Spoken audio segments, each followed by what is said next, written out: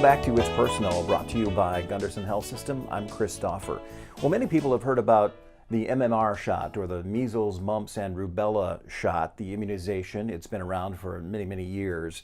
But it seems that measles and now mumps might be showing up in different parts of the United States as an actual problem. We want to talk more about that. Dr.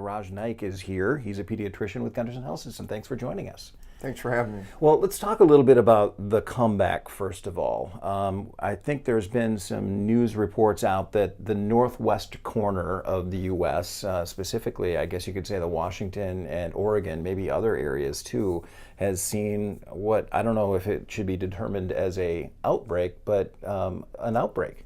Yeah, well, first of all, it is defined as an outbreak. Okay. And an outbreak of measles, for instance, is defined as anything more than 3 cases in an area, in an enclosed area. And the outbreaks of measles, which have periodically happened over the last several years, closely follow something that we call non-vaccination hotspots. In other words, what happens is there's pockets of children in particular who are not immunized against these diseases, and when there are unimmunized children around, it's easy for these diseases to come back and spread, and that results in an outbreak. I think people are kind of surprised to hear that, because MMR, the measles, mumps, rubella immunization, has been around for a long time, and many people just assume that it's almost been eradicated, but that's not certainly the case, even in the United States, but certainly worldwide. Yes, we had been doing very well with all of those diseases, and worldwide that's not always the case. But in this country, we had been doing pretty well with really reducing the burden of this disease. But unfortunately, what has happened over several years is that there are areas of the country that are low in their immunization rates, and it just takes a dip. Traditionally, less than 70% can result in a disease outbreak. The interesting thing is that these pockets of non-vaccinated children tend to follow the state laws, and there are 18 out of 50 states in this country that are what we call non-medical exemption states, including both Minnesota and Wisconsin. That was my next question. Yeah. And yes, and so the outbreaks closely follow non-medical exemption states. In other words, in these states, any parent can say, I don't want my child to receive this vaccine.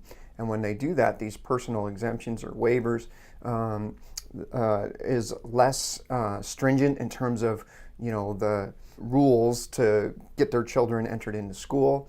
And because of that, they have these pockets of unimmunized or lowly immunized children, and it leads to the outbreaks.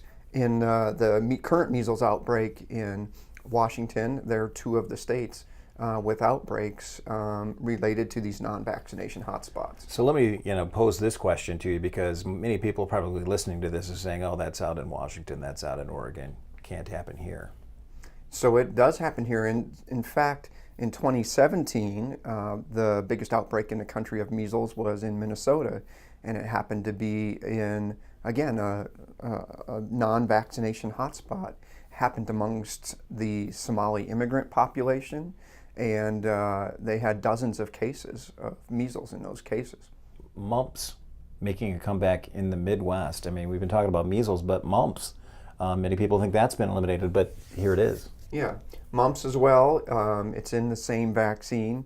And so when those rates dip, that disease can come back as well. Now, I want to talk to you about, the health of the population, because I think that a lot of people don't understand the correlation between healthy people being vaccinated and the importance of that for those who are maybe immunosuppressed. Can you explain that correlation? Yeah, and it's not even that they have to be suppressed. So the whole idea is something we call herd immunity.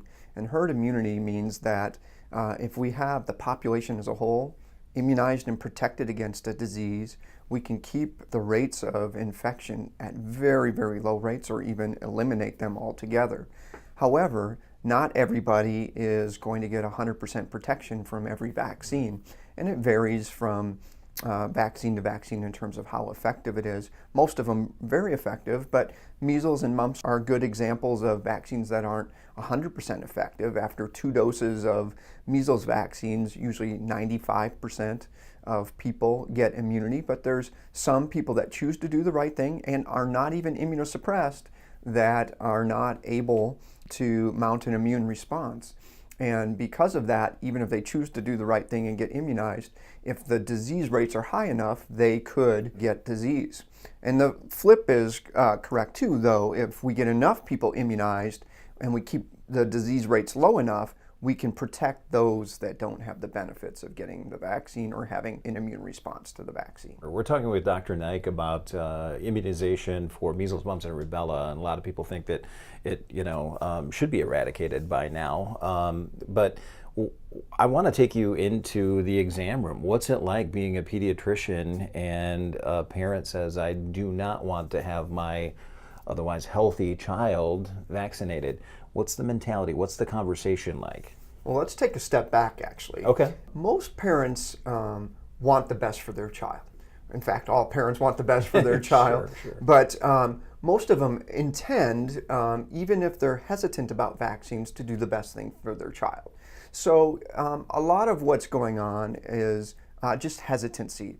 They've heard things, they've read some things that make them concerned or hesitant to do the vaccines. There's a lot of misinformation out there, and what they intend to do is try to protect their child the best way they know how.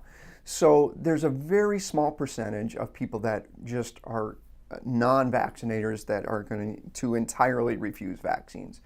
A vast majority of the parents that come in with concerns are what we call vaccine hesitant. They just have questions and concerns. So the first and most important thing to do is make sure that we establish that we're on the same page. We, as pediatricians and family physicians and other healthcare providers who take care of children, we all want to protect you want what's all best of for our a child children. too. Yeah. And so we're all on the same page that way. The real issue is what is the information that they're receiving that makes them concerned. And so the most important thing to do is to find out what they're concerned about. Once we establish what they're concerned about, then it's important to share information with them so that they can make a good informed decision. And the effectiveness and the benefits of the vaccines in our routine childhood immunization schedule are so incredibly beneficial and obvious when you understand the science that a vast majority of parents, once they get the right information and you connect them to the information that they need to make a good decision, will decide to do the immunizations. Dr. Naik, we could talk about this all day. I do want to ask you, are immunization rates getting better?